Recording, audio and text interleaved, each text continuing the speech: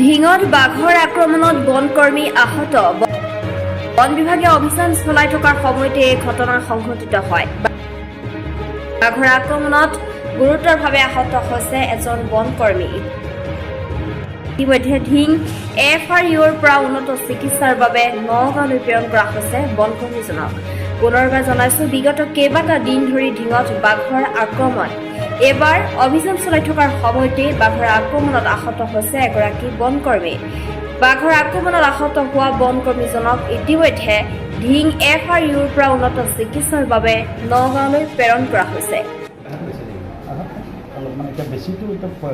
Wild animal এৰিয়াটো কালিকাও বেছি বাঘে আক্ৰমণ কৰিছে। বাঘে আক্ৰমণ কৰা বুলি কৈছে। এতিয়া আপোনালোকে কি নগাঁৱলৈ পঠিয়াইছে নেকি? নগাঁৱলৈ অৱস্থা কেনেকুৱা? এতিয়া ভাল, কিন্তু এইটো বস্তু এতিয়াই ক'ব নোৱাৰি, এইটো কালি কৰিলেও অলপ বেয়া হ'ব পাৰে। ৱাইল্ড এনিমেল এৰিয়া মানুহজনৰ নামটো কি ক'লে? শনিবাৰ তেওঁ বনকৰ্মী।